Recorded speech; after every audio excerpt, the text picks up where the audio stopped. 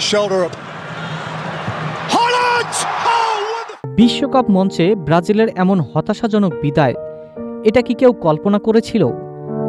5 বারের বিশ্ব চ্যাম্পিয়নরা এবার ছিটকে গেছে শেষ 16 থেকেই। স্বপ্ন ভেঙেছে কোটি কোটি সমর্থকের, কিন্তু ব্রাজিল থেমে থাকার দল নয়। নতুন স্বপ্ন, নতুন পরিকল্পনা আর একঝাঁক তরুণকে নিয়েই শুরু হচ্ছে 2030 বিশ্বকাপ মিশন। তাহলে কারা হতে পারেন ব্রাজিলের ভবিষ্যতের নায়ক? চলুন জেনে নেওয়া যাক সেই তারকাদের গল্প। 2026 বিশ্বকাপে প্রত্যাশার ধারে কাছেও যেতে পারেনি ব্রাজিল। 1990 সালের পর এবারই প্রথম কোয়ার্টার ফাইনালে পৌঁছানোর আগেই বিদায় নিতে হয়েছে সেলেসাওদের।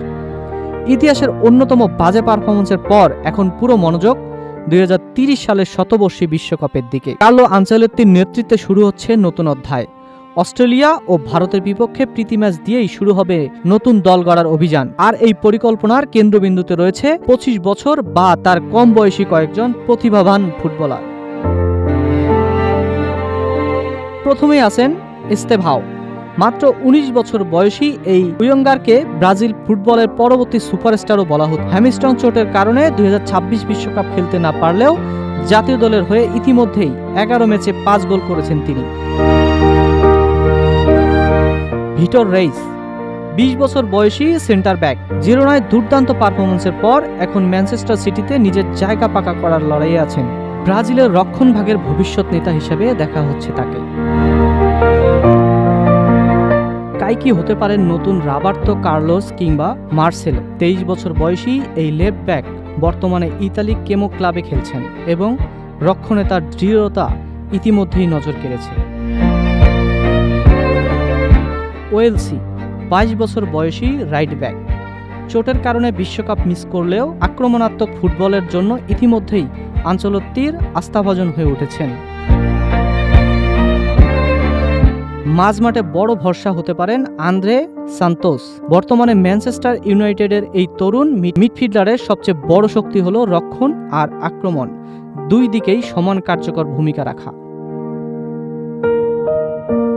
আক্রমণ ভাগের নজর থাকবে জোয়াও পেদ্রের উপর।